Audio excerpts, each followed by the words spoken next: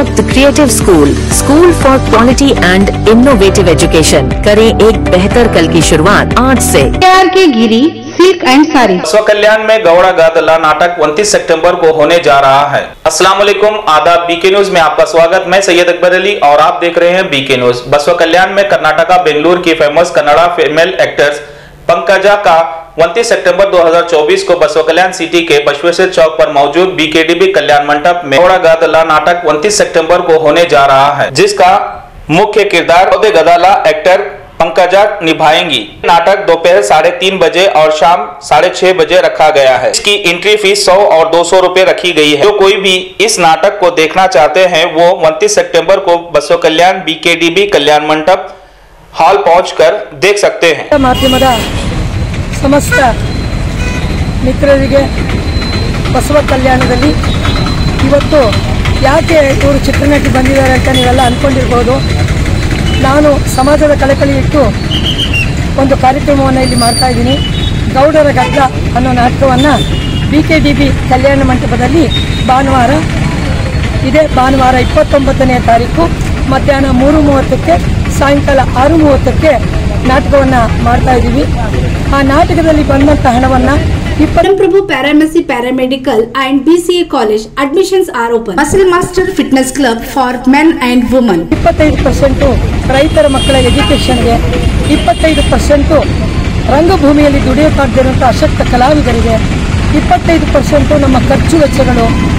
ಈ ರೀತಿ ನಾವು ಕಾರ್ಯಕ್ರಮವನ್ನು ಹಮ್ಮಿಕೊಂಡಾಗ ನಾವು ಇಲ್ಲಿ ಬಂದು ಎಲ್ಲರನ್ನೂ ಕೇಳಿಕೊಂಡೆ, MP ಅವ್ರನ್ನ, MLA ಅವ್ರನ್ನ, ಉಸ್ತುವಾರಿ ಸಚಿವರನ್ನ, ಪ್ರತಿಯೊಬ್ಬರನ್ನು ಕೇಳಿಕೊಂಡೆ। ಎಲ್ಲರೂ ನನಗೆ ಸಹಕಾರ ಕೊಟ್ಟಿದ್ದೀರಾ। ಪತ್ರಿಕಾ ಮಾಧ್ಯಮದಿಂದ ನನಗೆ ಒಂದು ಸಹಕಾರ ಕೊಡಿ। ಇವತ್ತು ಕಲಾವಿದರು ರಾತ್ರಿಯೆಲ್ಲ ಮಹಾರಾಜ ಜೀವನ ಕಷ್ಟನೇ ಇದೆ, ಆದರೆ ಅದರಲ್ಲಿ ನಾವು ಸುಖವಾಗಿದ್ದೀವಿ।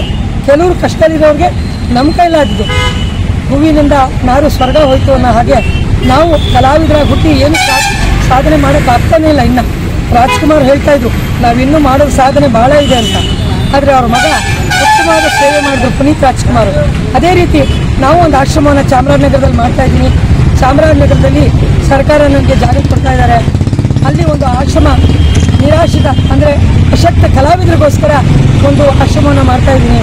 ನಮಸ್ತೆ, ನನ್ನ ಹೆಸರು ಅಶ್ವಿನಿ। ನಾವು ಮಹಾರಾಷ್ಟ್ರದಿಂದ ಬಂದಿದ್ದೆವು। ನಮ್ಮ ಮದುವೆ 14 ವರ್ಷ ಆಯಿತು, ಮಕ್ಕಳಾಗಿರಲಿಲ್ಲ। ನಾವು 4-5 ಸಲ ತೋರಿಸಿದೆವು, ಬೀದರ್, ಬಸವ ಕಲ್ಯಾಣ, ಹೈದರಾಬಾದ್ ಎಲ್ಲ ತೋರಿಸಿದೆವು, ಎಲ್ರಿಗೂ ಮಕ್ಕಳಾಗಿರಲಿಲ್ಲ। ಇಲ್ಲಿ ಬಸವ ಕಲ್ಯಾಣ ಜೀವನ್ ಜ್ಯೋತಿ ಹಾಸ್ಪಿಟಲ್ ಬಂದಿಲ್ಲ, ಮೇಡಮ್ ಟ್ರೀಟ್ಮೆಂಟ್ ಇದ್ದಿದ್ದು 1 ತಿಂಗಳಿಗೆ ನಮ್ಮದು ಸಕ್ಸಸ್ ಆಗಿದೆ। 5 ಟ್ರೀಟ್ಮೆಂಟ್ ನಮ್ಮ ಮಗ ಹೊಟ್ಟಾನೆ, ಈಗ ಮಗನಿಗೆ 1 ತಿಂಗಳಾಯಿತು ಮಾಡ್ತಾ ಇದ್ದೀನಿ। ಆ ಬಂದಂಥ ಹಣ ಅಲ್ಲಿ ಸದ್ವಿನಿಯೋಗ ಆಗಲಿ ಅಂತ, ಮತ್ತು ಒಂದು 25% ಅಂಧ ಮಕ್ಕಳು ಹಾರ್ಮೋನಿಯಮು, ತಬಲ ಯಾರು ಮಕ್ಕಳಿಗೆ ಕೊಡಿಸ್ಬೇಕು ಅದನ್ನೆಲ್ಲ ನಾನು ಕೊಡ್ಸ್ಕೊಂಡು ಬರ್ತಾ ಇದ್ದೀನಿ। ಅದರಿಂದ ದಯಮಾಡಿ ಎಲ್ಲರೂ ನಾಟಕ ನೋಡೋಕ್ಕೆ ಬನ್ನಿ। ನೀವು ಕೊಡೋ 100-200 ರೂಪಾಯಿ ಟಿಕೆಟು ಒಬ್ಬ ಕಲಾವಿದರ ಜೀವನ ನಡೆಯುತ್ತೆ। ಒಬ್ಬೊಬ್ಬ ಕಲಾವಿದರಿಗೆ ನಾವು 4,000-5,000 ಸಂಭಾವನೆ ಕೊಡಬೇಕು। ಅವ್ರು ಬರೋ ಬಸ್ ಚಾರ್ಜು, ಸಾವಿರಾರು ಕಿಲೋಮೀಟ್ರ್ ದೂರದಿಂದ ಬರಬೇಕು ಅವರು ಬೆಂಗಳೂರಿಂದ, ಅವ್ರ ಖರ್ಚು ವೆಚ್ಚಗಳು ಎಲ್ಲ ಇರುತ್ತೆ। ಅದರಿಂದ ದಯಮಾಡಿ ಈ ಕಲ್ಯಾಣ ನಗರದ ಅಣ್ಣ ತಮ್ಮಂದರು ಇಲ್ಲಿ ಭಗವಂತ ನೆಲೆಸಿರೋ ಈ ಪುಣ್ಯ ನಾಡಿಗೆ ನಾನು ಬಂದಿದ್ದೀನಿ। 100-200 ನೀವು ಕೊಡೋ ಕಾಣಿಕೆ ಕಲಾವಿದರ ಜೀವನವನ್ನು ನಡೆಸೋಕ್ಕೆ ಅನುಕೂಲ ಆಗುತ್ತೆ ಅಂತ ಹೇಳಿ ಪತ್ರಿಕಾ ಮೂಲಕ ನಾನು ಕೇಳ್ಕೊತಾ ಇದ್ದೀನಿ। ಎಲ್ಲ ಅಣ್ಣ ತಮ್ಮಂದರು ಸಹಕಾರ ಕೊಡಿ, ದಯಮಾಡಿ ಭಾನುವಾರ ನಾಟಕಕ್ಕೆ ಮರೆಯದೆ ಬನ್ನಿ। ನಾಟಕ ಗೌಡರ ಗದ್ಲ, ನಾನೇ ಗೌಡನ ಪಾಠ ಮಾಡ್ತಾ ಇದ್ದೀನಿ ಹೆಣ್ಮಗಳಾಗಿ।